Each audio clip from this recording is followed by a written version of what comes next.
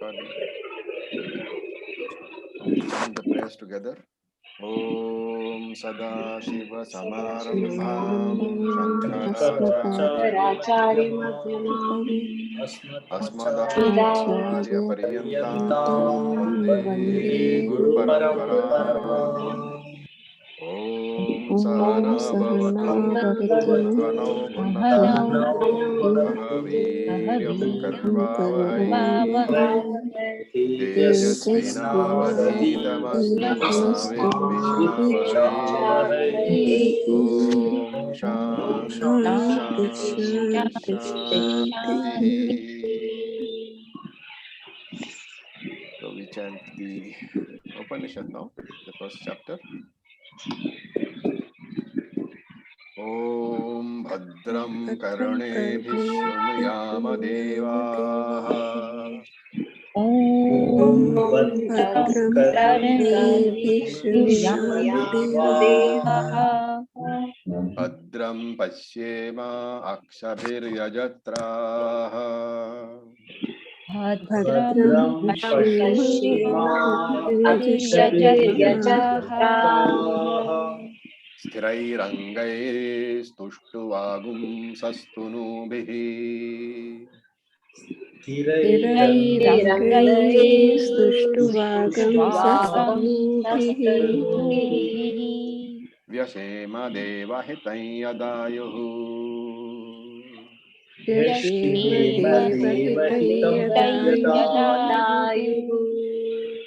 Somebody said hitam. It is not hitam, it is hitai. Why is it hitai? Followed by ya. Yeah, the anuswara is followed by ya. So deva hitai yadayuhu. Deva hitayadayuhu.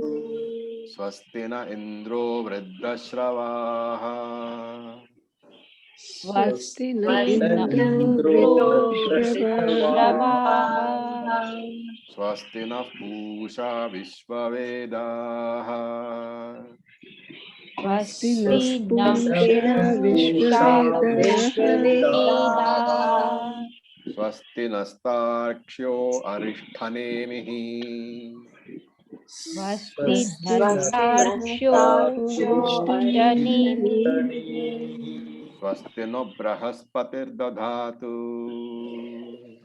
Swastino Brahaspatir Dadhatu. Om Shanti Shanti Shanti. Om Shanti Shanti Shanti. Om Brahma Devanam Prathama Sambhabhuva. Om Brahma Devanam Prathama Sambhabhuva. Vishwasya Karta Bhuvanasya Gopta. Vishwasya Karta Bhuvanasya Gopta.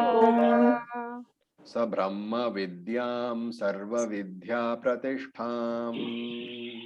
Sa Brahma Vidyam Sarva Vidya Pratishtham.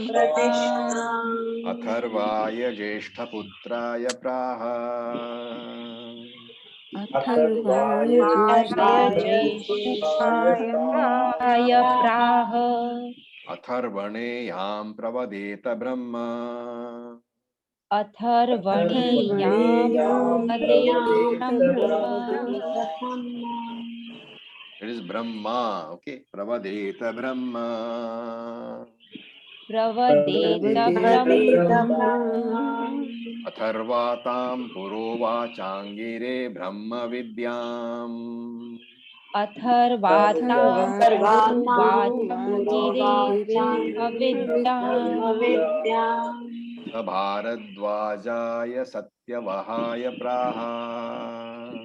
Sabharadvajaya Satyavahaya Praha. Bharadvajo Angirase Paravaram. Bharadvajo Paravaram. Shaunako Havai Mahashalaha. शौनको महाशालः अंगिरसं विधिवत् उपसन्नः पप्रच्छ अंगिरसं विधिवत् उपसन्नः प्रपच्छ कस्मिन्नु भगवो विज्ञाते कस्मिन्नु भगवो विज्ञाते सर्वमिदं विज्ञातं भवतीति सर्वमिदं विज्ञातं भवति इति तस्मै स होवाच तस्मै होवाच द्वे विद्ये वेदितव्ये द्वे विद्ये वेदितव्ये इति हस्मयद्ब्रह्म विदो वदन्ति इति हस्मयद् ब्रह्मविदो वदन्ति परा चैव परा च परा चैव परा च तत्रापरा ऋग्वेदो यजुर्वेदः सामवेदोऽथर्ववेदः तत्रापरा ऋग्वेदो यजुर्वेदः सामवेदो अथर्ववेदः शिक्षा कल्पो व्याकरणं निरुक्तं छन्दो ज्योतिषमिति शिक्षा कल्पो व्याकरणं निरुक्तं छन्दो ज्योतिषम् इति अथा परा यया तदक्षरम् अधिगम्यते अथ परा तदक्षरम् अधिगम्यते यत्तदृश्यमग्राह्यमगोत्रमवर्णम् यत्तदृश्यम् अग्राह्यम् अगोत्रम् अवर्णम् अचक्षुश्रोत्रं तदपाणिपादम् अचक्षुश्रोत्रं तदपाणिपादम् नित्यं विभुं सर्वगतं सुसूक्ष्मं तदव्ययम् नित्यं विभुं सर्वगतं सुसूक्ष्मं तदव्ययम् यद्भूतयोनिं परिपश्यन्ति धीराः यद्भूतयोनिं परिपश्यन्ति धीराः यथोर्णाभिसृजते गृह्णते च यथोर्नाभिसृजते गृह्णते च यथा पृथिव्यामोषधयः सम्भवन्ति यथा पृथिव्यामोषधयः सम्भवन्ति यथा सतः पुरुषात् केशलोमानि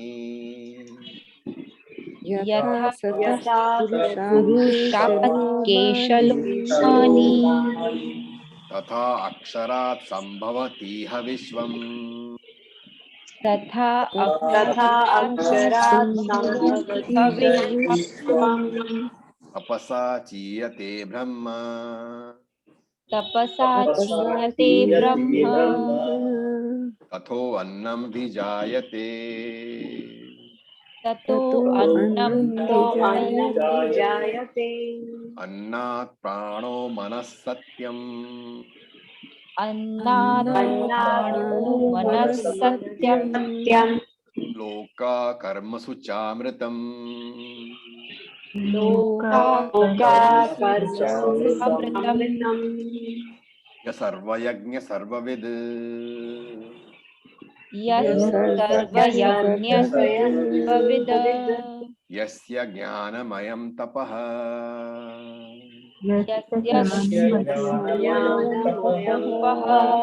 तस्माद् एतद् ब्रह्म नाम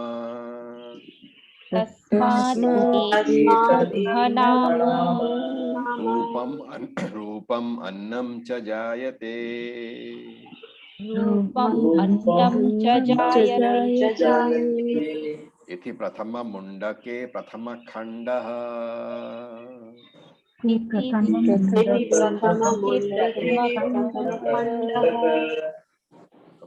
so I will just mute you all.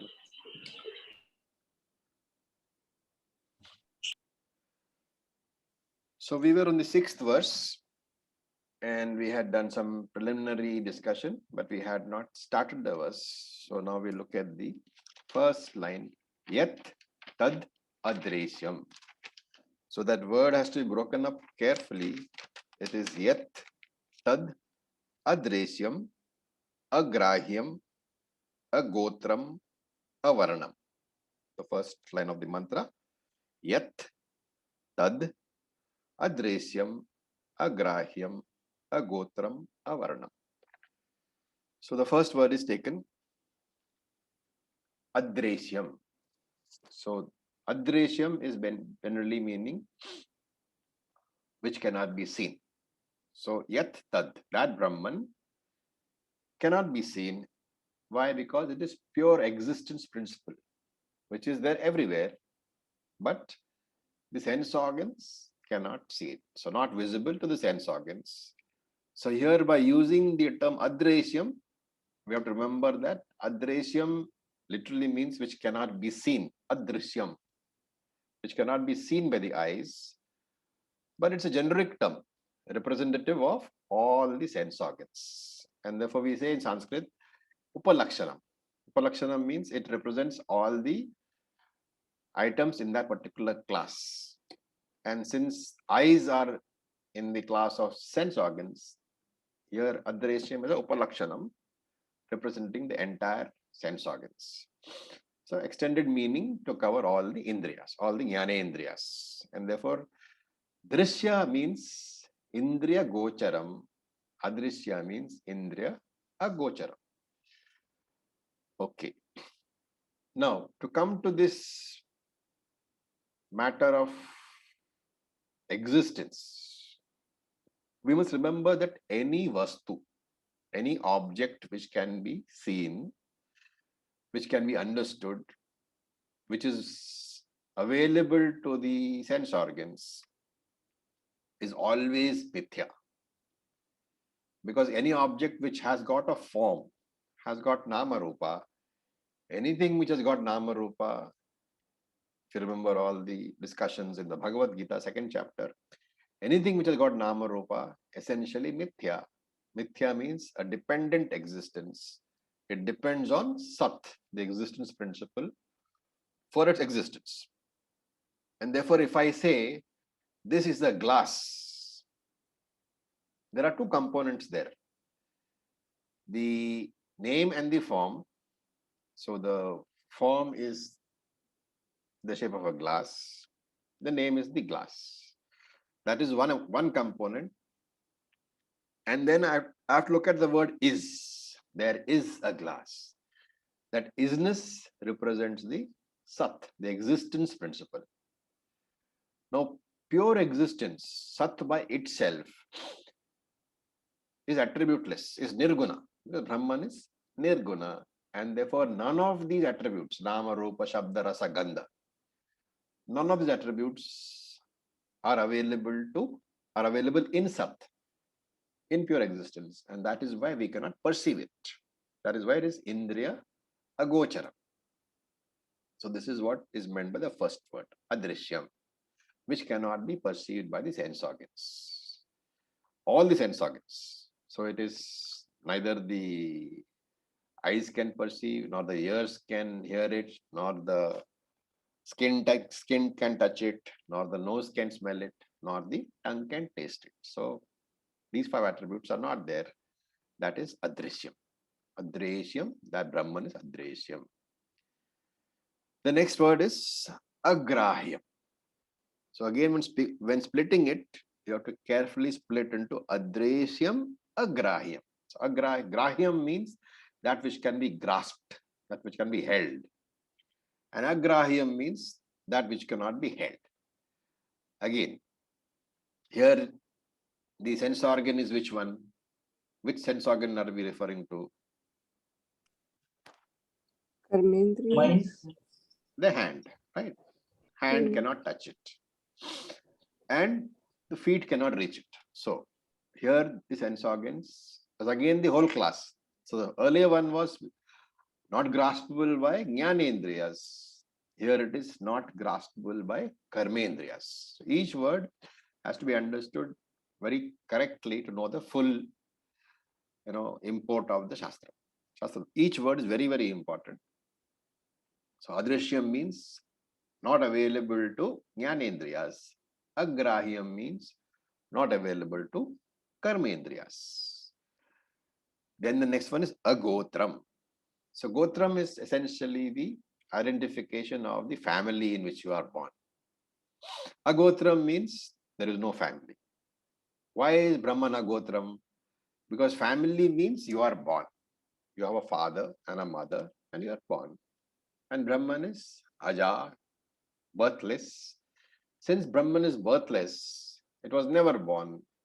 Where is the question of family at all? And therefore no Gotra.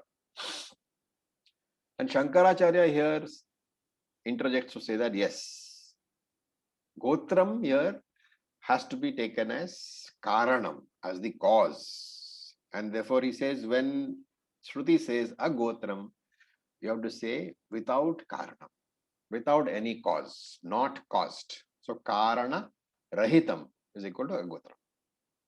Okay, Agotram is not the family, because in the family what happens is when you say I was born in so and so family, your immediate cause, Karanam is who? Your father and mother.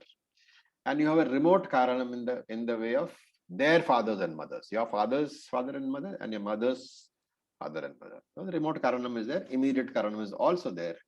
But here, because there is no family at all, because there is no birth at all, Shankara says Agotram has to be taken as Karana Rahitam, without any primary cause at all.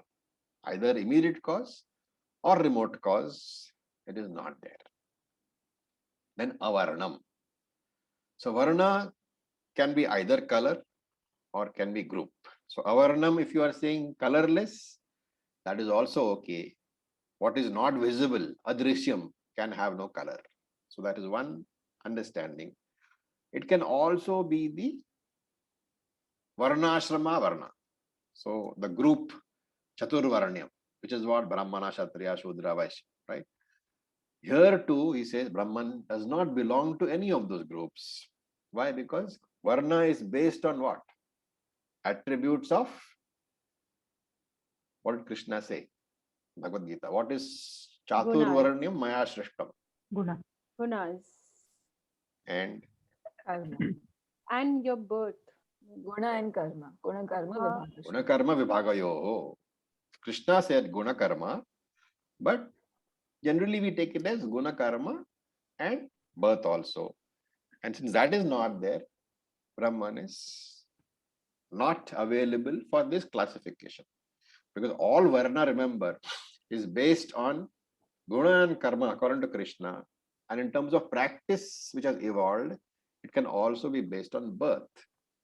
But since there is no birth, there is no Guna, there is no Karma, and there is no birth classification also. Hence Avarnam. Okay, Shankara again says, okay, that is all very good. But I can give you a third meaning. Shankara gives a third meaning. He says physical attributes like height and weight. That can also be called Varna. And therefore, Avarnam here means, third meaning is also there. Brahman has no height and no weight also. Okay. Then the next one is the next line now. Okay, the first line is over. So when reading the mantra, you need to keep before you the text. It's very much like when we read the Bhashyam. The text is very important to know which is the Moolam part. We are not reading the Bhashyam here, but the text is there. The next one is Achakshu Shrotram. Okay, so that we have to carefully understand as Achakshu Ashrotram. That is for both. Achakshu without eyes, Ashrotram without ears. Okay. Now tell me, what is the difference between this Achakshu Shrotram and Adreshyam?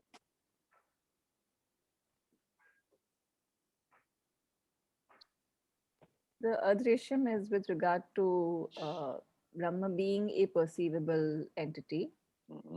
And the Achakshu Shrotam is again that because Brahma is Gunatita and beyond Nama Rupa, So therefore, an akarta, abhokta, Brahma itself does not have, does not see, does not hear, etc., etc.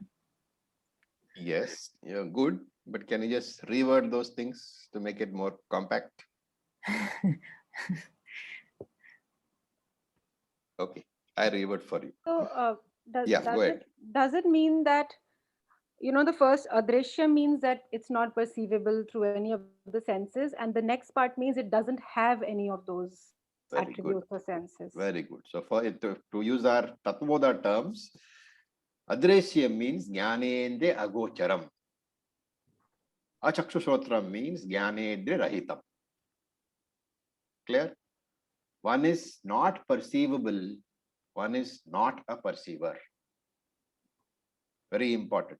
Neither a Pramata, which is the first part, nor, which is the second part, sorry, nor a Prameyam.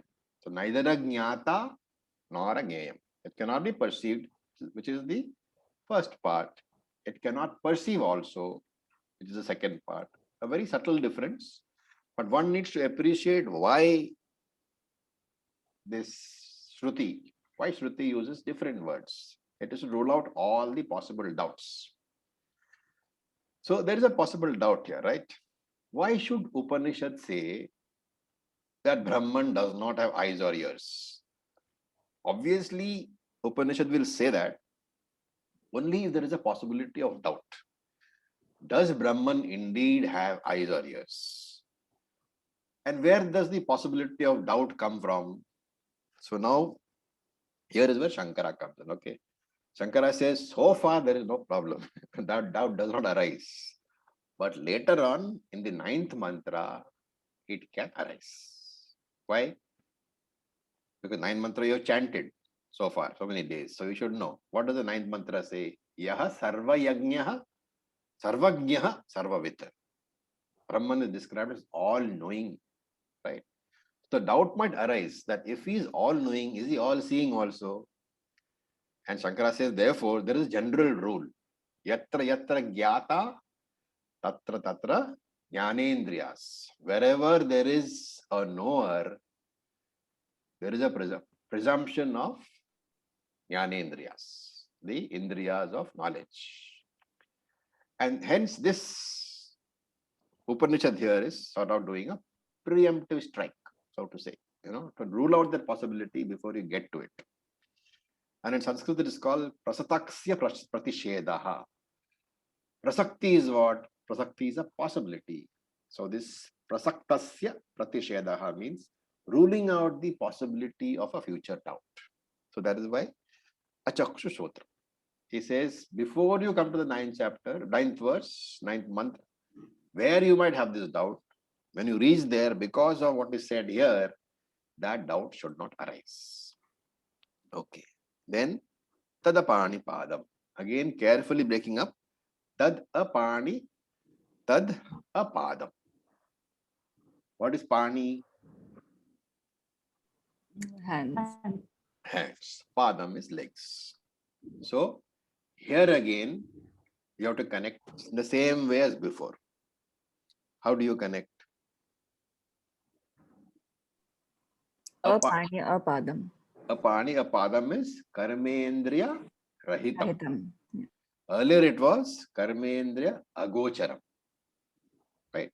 So these subtle differences need to be appreciated. So karmendra rahitam means does not have hands or legs and therefore cannot do any action. Okay, so if you take these two together, they represent which shariram? The sukshma shariram. And therefore, by negating this whole thing, what is being said? Brahman has no sukshma shariram. And therefore, Brahman is not any of the five koshas also, nor is it the antakaranam also.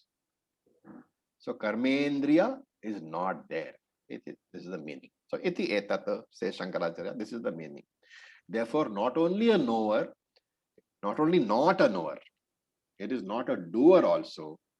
So, taken together, these two lines of the mantra have to be understood as not a knower, not a subject of knowledge, which means not pramata nor prameyam, not a doer and not a subject of action also. Not a doer means akarta. What is the subject of action called? We have not seen that very much, but it's a word which we use all the time, but in a different sense. Just as we say pramata, prameyam, what is the corresponding word in karta? Sorry? Kartritvam. Karta, karma. Simple. Karta does what? Karma. So neither karta and karma is not only just the action, karma is the object of the action also. So the object of action here is karma, and therefore not pramata, nor pramayam, not karta, nor karma. This is the essence of the two lines. The next one is nityam. Now it's positive, eternal. This word you all know, not limited by time, not subject to destruction, even when time and space are destroyed. So in deep sleep, for example, so Sushupti Avastha, nothing is available to me, and yet I exist as pure existence. This is something which we need to think about all the time. In deep sleep, in Sushupti Avastha, the entire universe is resolved, but yet I exist. In what form? In the pure existence form, not identified with Sukshma Shariram or with Karma Shariram. And therefore, pure existence form only. So when we are in deep sleep, we are all resting in our natural state. We are all Brahman only. Problems start only when we wake up. The next word is Vibhum. So Vibhu generally means all pervading. Okay, that is the first word, all pervading. Usually, that is a normal meaning. But Shankara says you should not take that. Why? Why does Shankara say that? The answer is in the same line. Sarvagatam is the next one. Sarvagatam is the next one. Sarvagatam means all pervading also. And therefore Shankara says because Sarvagatam is there, you should not take Vibhum to mean all pervading. And therefore Vibhu has to be taken as seemingly becoming many. It is pervading in many forms. And therefore it is to be taken as many. Just as the gold seems to become many ornaments. And therefore this word Vibhu has to be understood as seemingly becoming many, even though actually remaining one. Just like the bunch of gold seems to be very many different ornaments, but actually all is gold alone. So Vibhu, even though seemingly becoming many, even though avyayam, unchangeable. And there is a Taitriya Aranyakam, mantra, which says Ajayamanaha Bahuda Vijayate. Beautiful little line. Ajayamanaha Bahuda Vijayate. It's not in Taitriya Upanishad. It is in Taitriya Aranyakam, second chapter. It means that without being born, it is born in many ways. Okay, so that is what the meaning of Vibhu is. Without being born, Brahman is not born, but it is born in multiple ways, which means from the point of view of the product, from the point of view of the karyam, Vibhu means what? Upadana karana. Okay, this concept of Vibhu has to be very carefully understood. And Shankara gives an example in his Bhashyam. Shruti doesn't give example.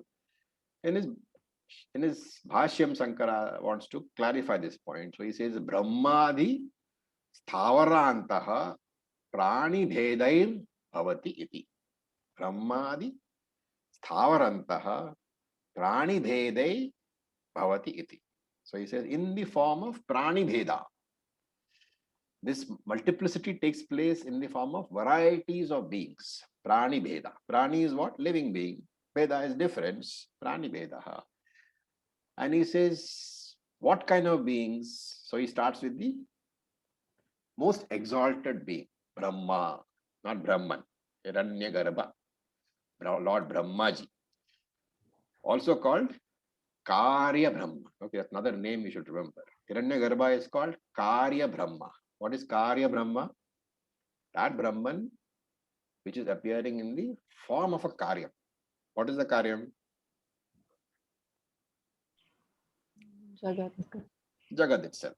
Okay, so Karya Brahma is Hiranyagarbha, which is a visible Hiranyagarbha, which is what is available to us to see in the form of Virat. So Lord Brahmaji, from Lord Brahmaji up to Sthavara. Sthavara can mean a very small plant, or it can mean any inert object. If you look at the dictionary, Sthavara will mean either plant or inert object. Which meaning should you take and why?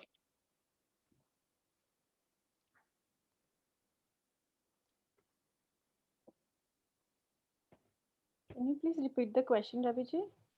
The question is, see, but this Shankara's example is Brahmadi Sthavarantaha Prani Bhedai Bhavati Iti. That Brahmaji, that Brahman appears in the form of varieties of beings. So Prani Bheda Bhavati Iti. From Brahma to Sthavarantaha. Sthavaranta means up to. So up to Sthavara. Sthavaranta basically means Sthavaram Tak. Up to Sthavara. So Brahmadi, from Lord Brahmaji, etc., up to Sthavara. Sthavara, if you look at the dictionary, it has two meanings. One is, it's a small inert object, the smallest stump, let us say. And the other is a very tiny plant. So my question is, in this Brahmadi Sthavaranta Prani Bheda Bhavati Iti, what is the meaning to be given to Sthavaram? Should it be an inert object or should it be a minute plant? Raviji, I think it should be inert object because prani is another word mentioned which includes living beings. So this should include the non-living beings. Prani generally covers, prani is the adjective to both Brahmadi and Sthavaram. Okay. Therefore, prani means living beings. So what he is saying is like in the form of living beings like Brahma and the Sthavaram. So you can't take an inert object. I mean, so either way, okay, it's not very important. But actually, Raviji, doesn't matter because everything is Brahman. Correct, but prani is But different. it feels like now we're excluding non-living. Prani means you have got prana. Okay, that pranamaya kosha is there. That's why I thought. That's why I thought living plus non-living because it will include everything then. It should, but here very specifically it says prani. Therefore, you take it as now as living beings. But of course, in understanding, you have to supply what? Non-living also, right? Because non-living is also Brahman. Therefore, contextually, if you have to enter the argument about this, you can justify it as saying prani bheda, therefore living. And you can also justify it saying it is Brahman and therefore non-living also. So you can leave it to you, how you justify it. Logically, however, if you have to look at it, it looks at, I would say prani means this. But in our understanding, we have to supply non-living beings also because nothing is separate from Brahman. And therefore, when Shankaracharya says that this same Brahman appears in different forms, he may have forgotten to add prani, etc. Okay, so that is the only reason we can say is nothing wrong. In fact, it is more complete to think of it as all living and non-living beings. But strictly from the point of view of having an argument, you can look at it as prani only. Okay. So this is Vibhum, the definition of Jagat, definition of Brahman as dividing, appearing as divided, even though not actually divided. And then we get to Sarvagatam, all pervading. Sarvagatam means everywhere, literally meaning that which goes everywhere, but which is taken as present everywhere. So, Desha parichanna rahitam. It is not limited by space. And therefore, like space, it is present everywhere. What is the difference between Sarvagatam and Vibhum? A more subtle difference than what I've told you so far.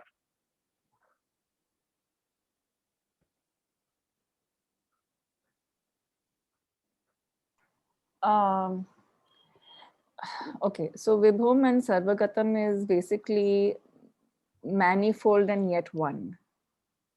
In a sense, Sarvagatam shows Brahman as being present absolutely everywhere. So in between all the as all the forms and the space in between also, whereas Vibhum shows the division, so seeming division of everything. Okay, there's still one more One, very yeah. Go ahead. Vibhum is when existence is there, whereas Sarvagata possibly even when existence as we perceive it is not there. No. See, when you say present everywhere, like space, okay, or like the air, for example, we say air is present everywhere, excepting vacuums. Okay, the difference is that Vibhum means inherent in. Space being present everywhere need not be inherent in everything, pervading everything. The difference is pervading. Though the word Sarvagatam is all pervading, the English meaning, it means it is there everywhere. But it need not be there in the object. Like gold, you don't say gold is Sarvagatam in the ornament. You say gold is in the ornament. Why is that so? Because multiplying, he says, no. As if multiplying, though not really multiplying, though really only one, it multiplies. So when you are saying that the gold ornaments are to be defined as Vibhum, it means the gold is present in and through the ornament, while space need not be so. The difference is that one is inherent in it, the other is all pervading. Both are all pervading, but Vibhum is more subtle because it is also inherent in the object which you're talking about. Do I make sense? Actually, I'm not so sure if I'm clear about the inherent aspect of the thing. You can have a bottle in the space. Okay. But the space need not pervade the bottle. But how, Acharya? How? The space is not through the bottle. The bottle is in that space, so it's through Correct. and out and everything. Bottle is in this space, but the bottle does not consist of the space. It's not made of that space. It's not made of that space. Yes. While the gold ornament is made of the gold. In that way, it pervades. So in this example, what is Vibhum and what is Sarvagatam? In which example? The bottle example and the gold example. Bottle example, the space is Sarvagatam. In the gold example, the gold is Sarvagatam in the ornament, so it's also Vibhum. The ornament consists of the very gold. That's why it's an inherent. Inheres is present inside it. So then, if there is a case of Sarvagatam, then Vibhum might or might not be there. But if Vibhum is there, then Sarvagatam has to be there. Absolutely there. So we say that for Brahman, Vibhutvam is the Karanam for Sarvagatatvam. Do you know what that means? The Vibhutvam of Brahman is the very cause for its Sarvagatatvam. The Sarvagatam of Brahman has to be understood because it is all pervading as the cause, which means what? The product is not different from the cause. The gold ornament is not different from the gold because the Sarvagatatvam of gold is because of Vibhutvam. That is the reason. And that is the only reason why Shruti mentions Sarvagatam separately. Otherwise, just Vibhum would cover both.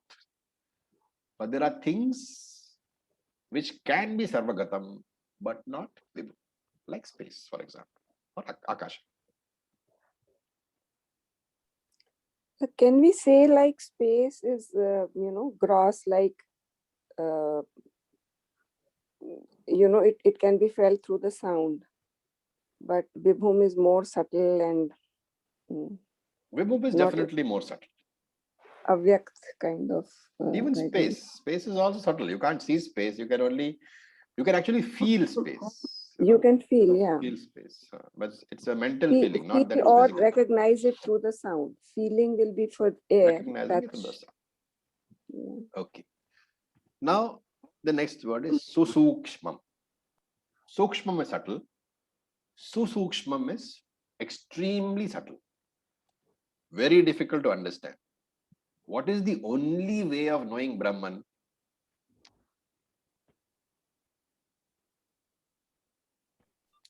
The susukshmam here used is to indicate that there is only one way of knowing Brahman. What is that? Shastra Pramanam. No. Knowing that you are Brahman. Knowing that you are Brahman. Aham Brahmasmi is the only way of knowing Brahman.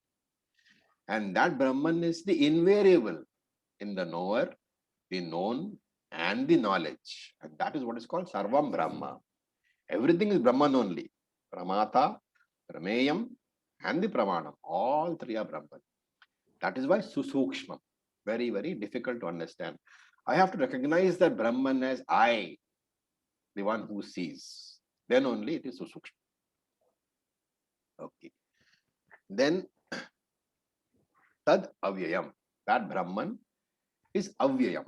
So Vyayam means change. Avyayam means changeless. Nirvikaram. Nirvikaram means free from Shadvikara of the Tattva Bodha. Free from decline, free from birth, free from disappearance. The whole thing. All the six, Brahman is not touched by. Then Bhuta Yonim. Yoni is the womb. So Brahman is Bhuta Yoni, the cause of all things and beings. Bhuta Yoni literally has to be translated as Jagat Karanam, the creator. So hence Brahman is Bhuta Yoni and Vibhum, the creator. So here Bhuta Yoni, you have to connect with Vibhum to get the correct understanding of Brahman. Right? When an ornament is produced from gold, the gold alone appears as the chain and the bangle. When the Jagat is produced from Brahman, when Brahman creates, Brahman alone has the appearance of Jagat. There is nothing in the Jagat which is different from Brahman. And therefore, Karyam alone, or rather Karanam alone, appears as the Karya.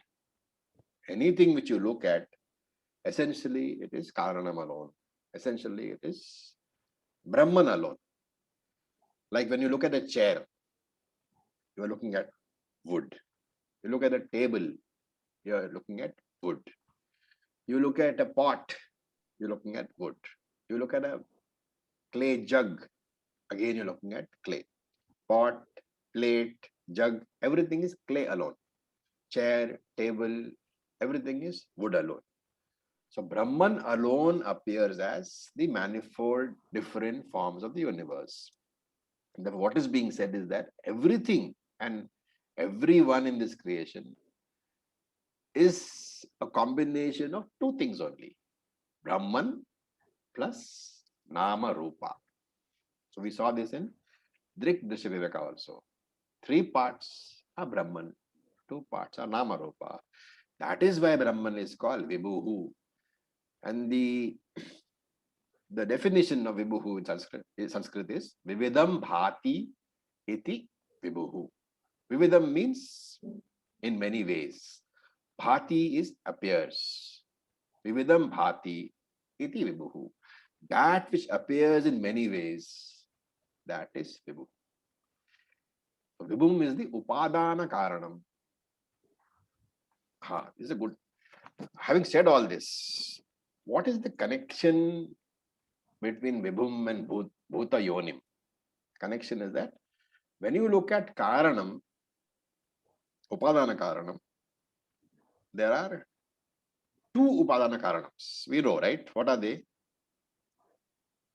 Parinami and Vivarta. Parinami and Vivarta. So, Vibhum can be said to be the Parinami Upadana Karanam. Bhuta Yonim can be said to be the Nimitta Karanam, not Upadana Karanam. Vibhum is Upadana Karanam, Parinami, because it is changing, appears in different ways. That is Vividham Bhati. Bhuta Yoni is Nimitta Karanam. Bhuta Yoni doesn't change. So whenever I experience the world, I have to remember now, of course, it's all that we have done many times in the Bhagavad Gita. But So, Acharya, I'm sorry, I'm a little confused here. Yeah. Bhuta Yonim, Yonim is like literally the womb. Yeah. But that needs a seed. So we usually take the seed as Nimitta Karanam. But here we're taking the womb as the Nimitta Karanam. the Nimitta Karanam is that which doesn't change. Right, The Upadana Karanam is that which changes. right. So when you are taking womb, literally speaking, the womb doesn't change. It is what is inside the womb which changes. What will be the, sorry, Sorry? what will be the Vivarta Upadana Karanam in that?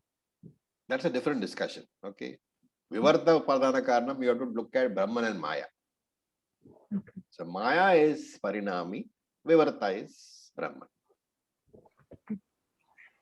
And Acharya, we've seen that, we've seen in the Bhagavad Gita, I think you were probably coming to that he says that Mahad Brahma is the yogi. Absolutely. Yeah. Right. Also remember that Nimitta Karanam usually, when we have been using it so far, okay, but I keep saying that as we proceed in our studies, as we proceed in our understanding, certain concepts you have to refine or drop altogether. Now, this is a good time to drop Nimitta Karanam. Why? Because it's boggling our minds when you say things like this also. Because when you buy a table, the carpenter does not come with it, no. Right. Yes. So carpenter is different from the table. But the Nimitta Karanam is different from the product, from the Karyam. But Brahman is not. When you get the Jagat, you get Brahman also. And therefore, you have to refine this concept into Vivarta and Parinam. Remember that whenever I experience the world, I'm experiencing only Brahman. Add to it different Nama Rupa. So Yes. confusing. So Why? I would say Bhuta Yoni is Vivarta in that case. Not the Bhuta Nimitta. Yoni is Vivarta, yes, you can say, because it is not changing. So what would, I mean, I didn't understand the last discussion. We have to drop the Nimitta Karana. Nimitta is different. Bhuta Yoni, when you say, you are talking about Ishvara. Yeah. Ishvara has two parts. What are they? Nirguna and Saguna. Nirguna and Saguna. Saguna changes, Nirguna doesn't. But Saguna doesn't exist without Nirguna. And therefore, when you see Jagat, you are seeing Brahman also. Both Nirguna and Saguna Brahman. In fact, at one point of time, the later Upanishads, we'll start dropping this Maya concept completely and saying there only exists Brahman alone. One is Nirguna form, one is Saguna form. Yes, because finally, ultimately, everything is Brahman. Otherwise, we are still in Dvaita. In Dvaita. And there's a very good question here, When you say that this Jagat is born from Brahman,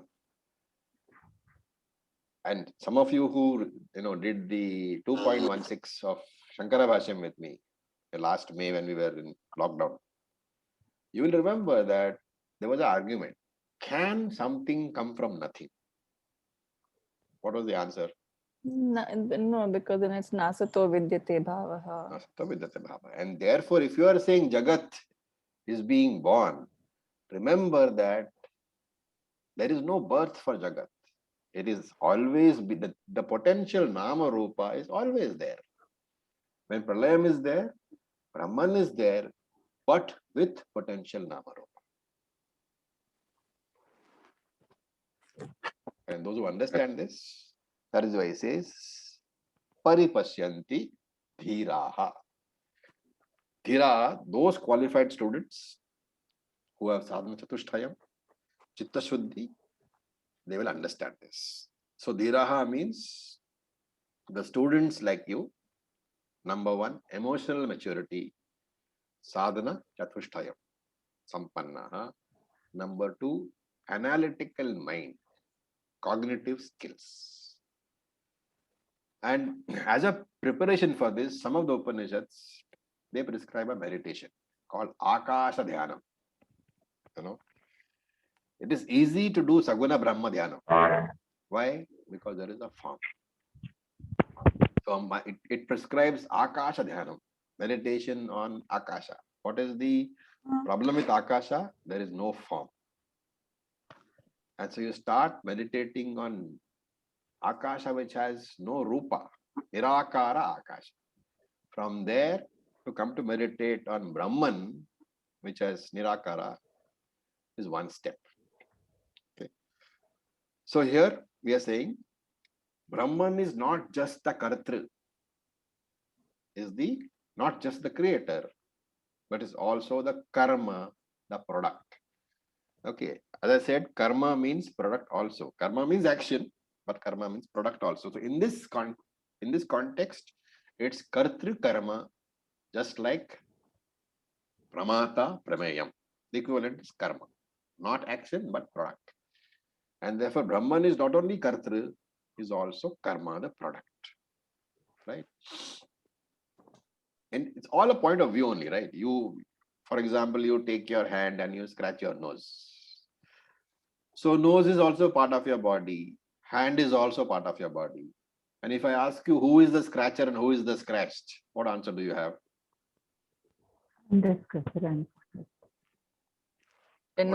What is the only way you can explain? Scratcher and scratch is same. From the point of view of the scratcher, I am the scratcher. From the point of view of the scratched, I am the scratched. Okay, both statements have to be valid, but together there's a contradiction. And therefore, you have to explain it in this way. It always depends on points of view. For example, you take, the concept of parinama upadana karana. Can you give an example of what is the parinami upadana karana? Clay, gold. Sorry? Clay or gold. Clay and pot? No. Parinama means change. Curd, milk and curd, milk turning into Milk curd. and curd. Curd. Very good example. Yeah. When the milk becomes curd, what has happened? A parinama has taken place. The karanam has been converted into the karyam. That is parinama. But when the gold necklace comes out of gold, is it parinama or is it vivarta?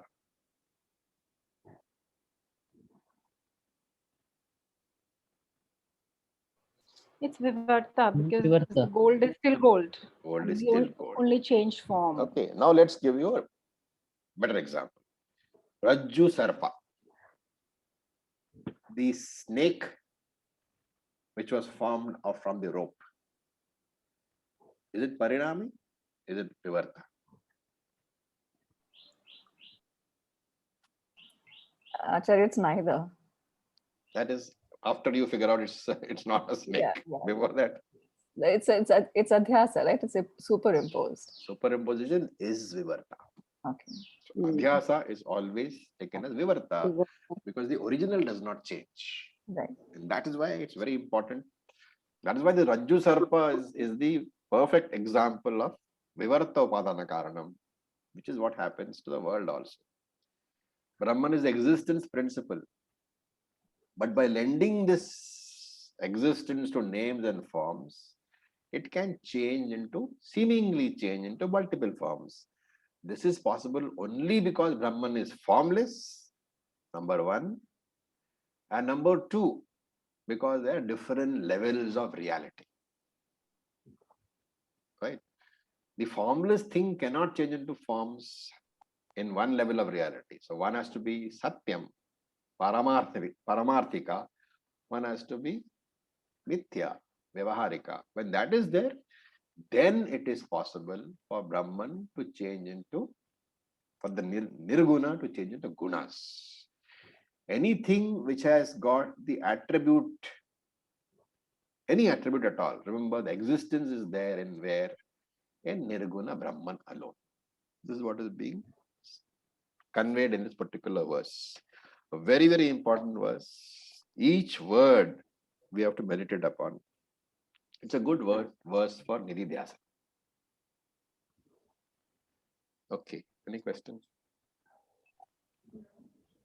You can see nothing new has been said, no? No.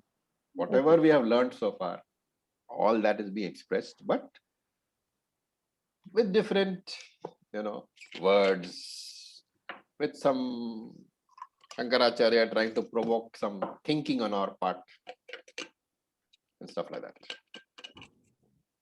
Mananam type. That's why I said to somebody, I think, that remember that Shravanam is over. Everything else that you do now, even though you think it is Shravanam, it is nothing but Mananam from now onwards. Your Shravanam is over.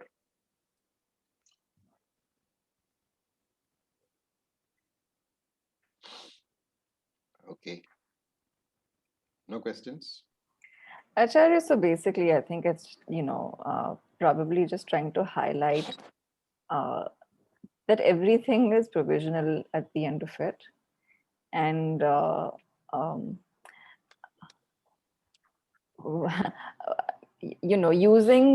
understanding all of these and using these very things that we call upadhi, that we look at as limitation, using those very things, one comes to the realization that it is all part of that one and no different from that one. Yeah. That's the thing. That ultimately, that is only Brahman which you are. Getting that knowledge is one thing. Assimilating that knowledge is something else. Yeah. Okay. Now, you look at next verse, the 7th verse. Very, very famous verse. Yathornabhihi sujate kranate cha yatha prithivyam oshadaya sambhavanti yatha sataha purushat keshalo mani tatha aksharat sambhavati iha vishwam. This is the word sambhavati iha vishwam. So yatha, just as. Urnavihi. So yathornavihi is to be broken into yatha urnavihi. Urnavihi means spider. Srajate, creates. Grannate, withdraws. So that cha has to be put in the middle somewhere. So it is srajate cha grannate, creates and withdraws. That is the first example. Then yatha, just as. Prithivyam, from the earth. Oshadayaha sambhavanti. Oshadaya means not medicines really, herbs and plants. So as from the earth, herbs and plants are born. That is the second example in the second line. And the third one is yatha sataha purushat keshalo mani. So sataha here is not Satchit Ananda Sataha. We'll discuss that in detail. Sataha means a living being. Living sentient being, sataha. So that yatha sataha, just as you have to imagine that there is a word head over there. Just as from the head of the living being, keshalo mani, hair comes out, And this hair can be on the head and the body. Okay, we are not saying it's only head. Can be hair, head on the body. So that's why maybe head was not used. So just as from the living being, hair comes. Hair grows on the head and the body. Tatha, similarly, aksharat. So this is the specific word used in Mundaka for Brahman, aksharam. Aksharam means that which is imperishable. Ksharam is perishable. Aksharam, imperishable, which is taken to be Brahman. Aksharat, from Brahman, Sambhavati, Iha Vishwa. This universe is born. 3 examples have been given. As the spider projects the web from himself and withdraws it into himself, number 1. As herbs and plants grow from the earth, as hair grows on a person, on the head and the body of a person. 3 examples. In the same way, the universe is born out of Brahman. So again, we have to connect this to 2 words in the previous mantra, Bhuta Yoni and Vibhum. Bhuta Yoni means Jagat Karanam. Vibhum means Jagat Karanam appearing as the universe.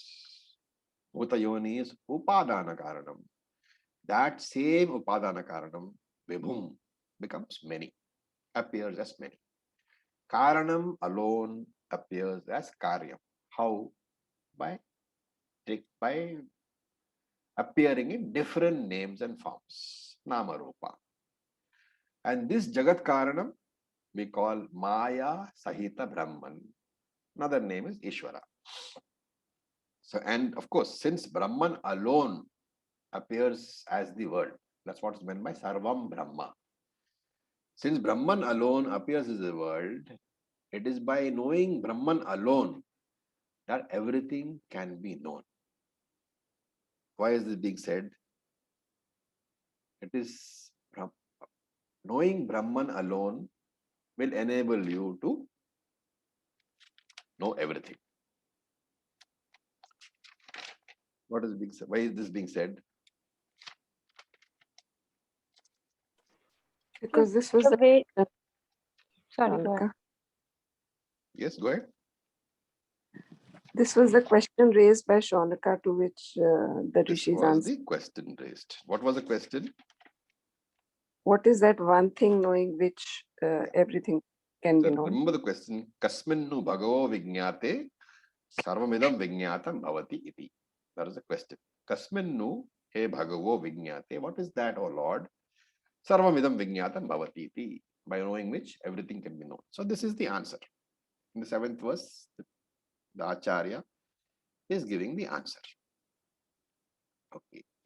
Now, from here onwards, the teaching is there. Verse 7, 8 and 9.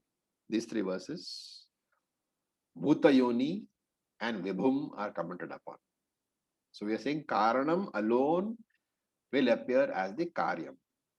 From the clay alone, all the different pots appear, different utensils appear.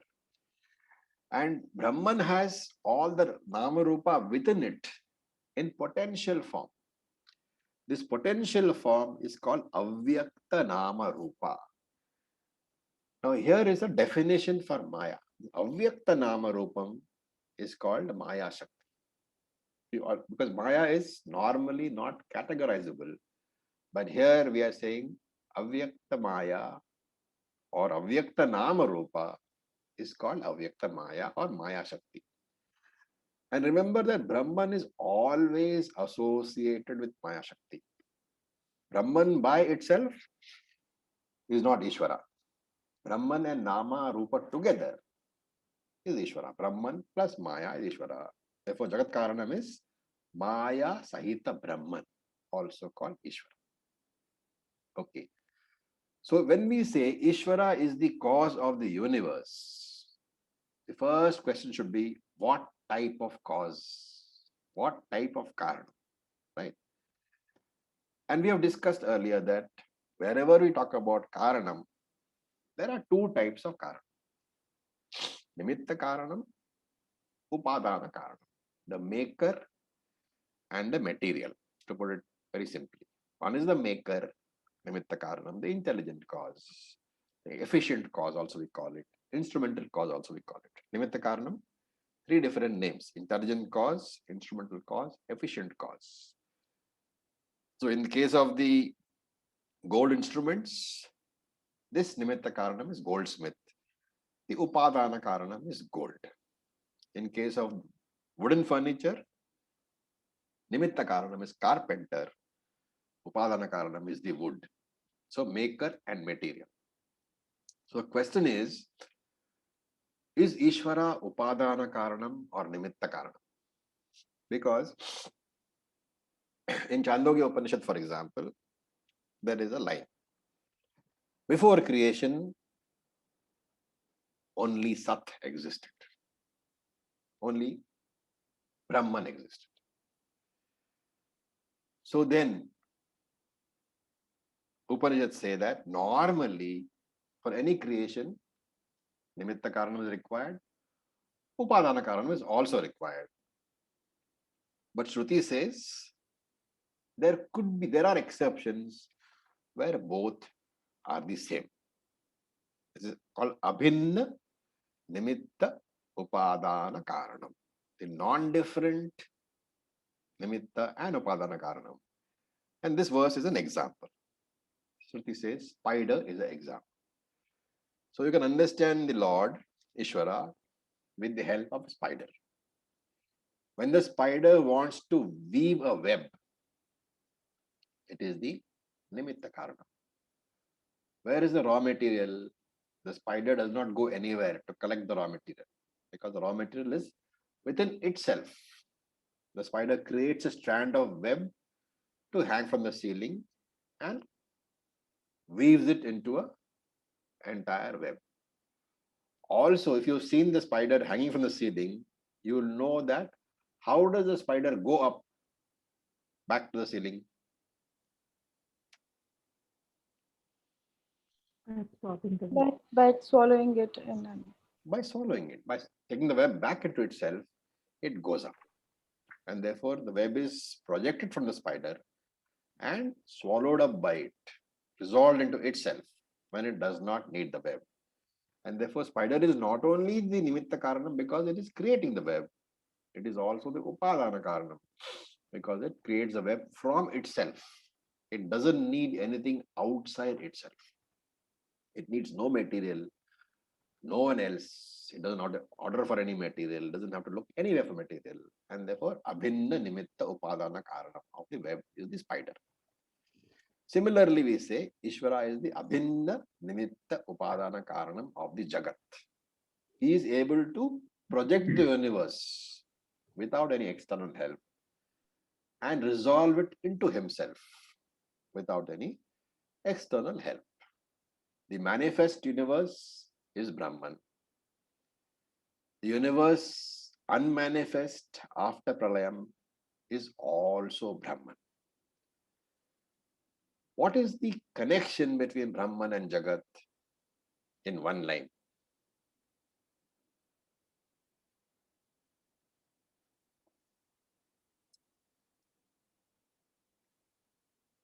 Sorry, I missed that. What is the connection between Brahman and Jagat? If you want to put it in one witty little line, one smart line, as they say, smart sayings. You know, you get these on Facebook, smart sayings, you know. I think Shankaracharya already beat us to that. Yeah. Which one? Brahma Satya Jagat Mithya. Jagat Mithya. That's okay. That's not a smart saying because nobody understands it. The smart saying is Brahman is Jagat, but Jagat is not Brahman. Why? Because Jagat Mithya and it's dependent on Brahman. Exactly. Brahman is Jagat. The Mithya is not different from the Satyam. But Satyam is not dependent on Mithya. Mithya cannot be said to be same as Satyam. Therefore, Maya is, here comes the crux. The Maya is not an attribute of Brahman. Maya is a upadhi. Remember, we talked about in second chapter about intrinsic attributes and borrowed attributes. So this upadhi is not an intrinsic attribute. It is there in Brahman, But Brahman doesn't depend upon that upadhi for its existence. Because of this very subtle point, you will find that notably Shankara very often uses the word Ishvara interchangeably with Brahman. And therefore, in all the commentaries, also you will find Shruti itself doing that. Brahman is used interchangeably with Ishvara. We should not get confused. Because we are so used to Brahman Akarta, Ishvara is the Karanam. Brahman cannot be Karanam because Brahman is Akarta. But because of the fact that the Maya is very much part of, it's very much dependent upon Brahman and not separate from Brahman, Shankara uses the word Ishvara very often interchanges it to show that there is no real difference between Nirguna Ishvara and Saguna Ishvara. That point we need to remember. Now look at the words. Urna Bihi. Okay. Urna Nabhi. 2 words. Urna Nabhi. Nabhi is what? Is navel. Navel. Very broadly speaking, stomach. Okay. What is Urna? Spider. No. Urna is a string. Okay. Oh. This string means the strand of the web. And why is this fellow called Urna Nabhi? Because he carries the strand of the web in his stomach. So Urna Nabhi. That's why it's a spider. Samasa. 2 words meaning different things, but the combination meaning a third. So Urna is the strand of the web, the string. Stomach is Nabhi. That creature which carries the web in its stomach, that is Urna Nabhi. Then Srijate creates, Grinate withdraws. Then of course he gives examples. Now why does he give these examples? Look at the second example. Prithvi. Out of the earth, what happens? Oshadaya Sambhavanti. Okay. All types of plants. Small ones, little units of grass, mango trees, coconut trees, people trees, from the smallest, plant or herb to the biggest tree, they are all born from Prithvi. Now the example is given specifically to show that Ishvara is not restricted, like he is not a parent to a particular species. Because normally from human beings, human children are born, right? From monkeys, monkey children are born. From lionesses, lion children are born. And therefore, normally when you say something is born, you are referring to the parents being from the same species. But here, because he is saying Prithvi, out of the earth, so many things are born, so many different species of plants are born, trees are born. It should be taken to mean that from Ishvara, all types of living beings are born. This is only living beings, okay? Why living beings? Because they have all got prana. They have all got sukshma shariram. So second example is living beings only. First example is for what? For showing that upadana nimitta karanam, abhinna upadana nimitta karanam. Second example is for showing that living beings of all types are born from Ishvara. The third example is yatha sataha purushat keshalo mani. Sataha means the Chetana Purusha, the sentient human being. Out of this, what is born? Keshalo Mani. So Keshalo Mani is hair. We can also say nails are also born. Why is the example given? The hair and the nail are jadam, insentient. They are born from a sentient person. How do we know they are jadam? Because when you cut them, you don't feel any pain. Yeah, when you cut them, you don't scream. So they are jadam. So sataha here is taken as chetanam, purushaha, shariram. So also out of Ishvara, the living beings and the inert world is born. So Jagat Karanam is Aksharam Brahma, that indestructible Brahman. And Aksharam Brahman is defined as Sat, pure existence only, the Karanam of everything. So creation itself is various names and Nama Rupa added to Brahman is creation. Maya is potential names and forms only. And therefore the Brahman Maya mixture is Ishvara. In other chapters of Bhagavad Gita, we call them Purusha Prakriti, Kshetra Kshetrajna, and so on. So he says, Tatha, in that same way, in the same way as different meanings which have been extracted in the previous three examples, Tatha, in the same way, Aksarat, Sambhavati, Iha Vishwam. This universe, this world is born from Aksharam, that same Brahman. So Vishwam here, remember, means what? Anything which is Indriya Gocharam. Panchendriya Gocharam. All the five Jnanendriyas, whatever can be grasped through those Jnanendriyas, that is Vishwam. Why is that meaning given? That Vishwam is Indriya Gocharam? Because remember that I may say that I am perceiving this phone. Okay. What do I actually perceive?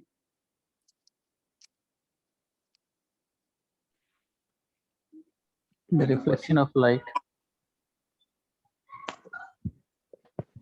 Reflection of light is a technical. What do you get out of the reflection of light? The form The and object, the form and Get shape form, of the object, the shape, the shape color. you get. What do the other indriyas give you? If it has a smell, you get the smell. Yeah. If it has a sound, you get the sound.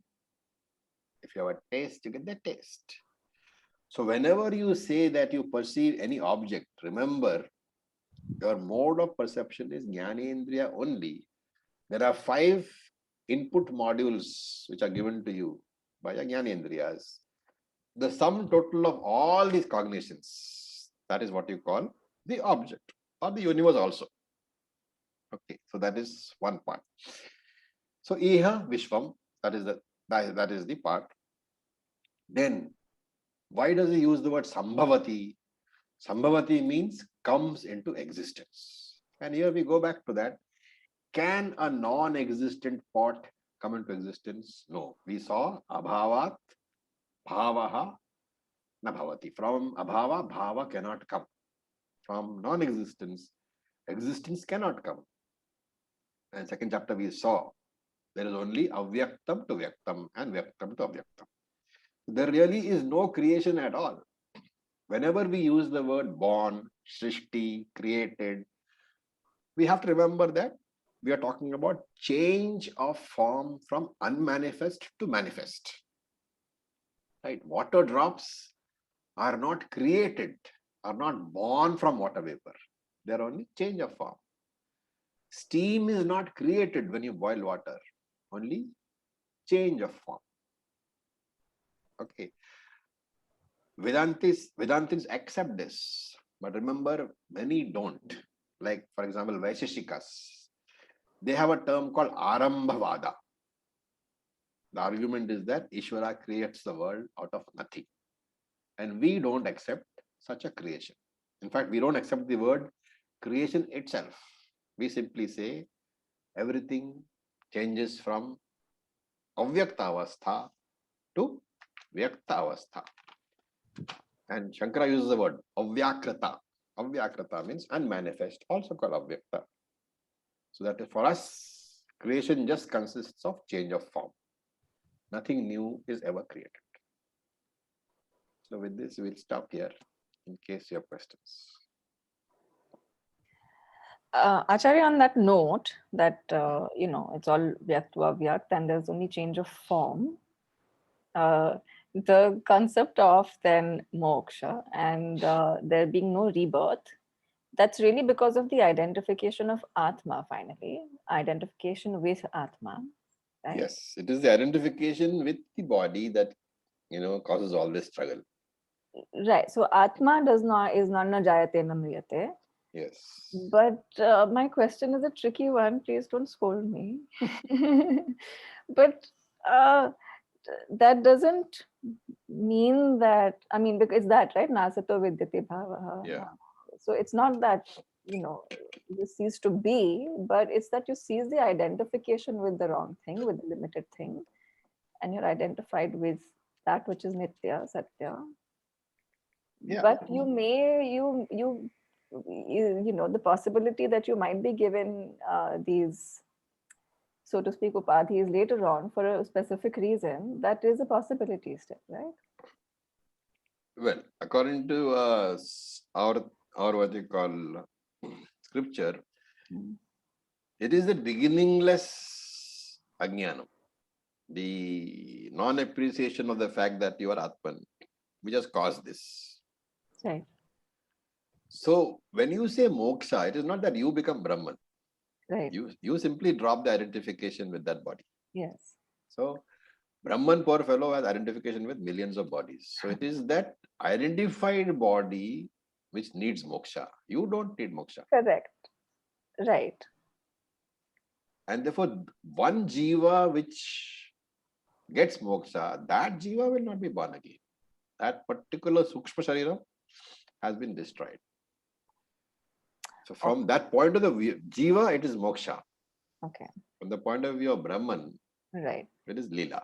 Oh, that's why. Okay. So then that's why the 12th shlok of the second chapter, which is Natvevaham Jato Nasam, Yes. is because of Brahman and not that individual Sukshma Sharira. Not the individual. Okay. Okay. The Brahman, from the point of view of Brahman, all this is a big lila. No? Everybody is desperately fighting with each other to get moksha. Okay. No, okay. This makes a lot of sense. This was a little bit of a seed of doubt that was there, which is here. Okay. Thank you. All right. Any questions? Actually, nothing new is there. Okay. Everything is being just re-encapsulated in different names, in different forms, and different words. It's all meant for Mananam alone.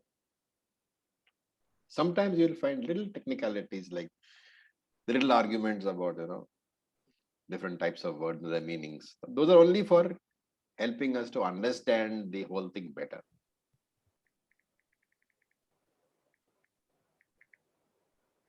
Acharya, yes, what you said, that's you have to drop certain concepts at some point in time, and that's what I meant, that these things are provisional. At the end of it, it is all apara till you get to para. You have to get to para. Once you get to para, para is also included there. So you don't, disdain it afterwards.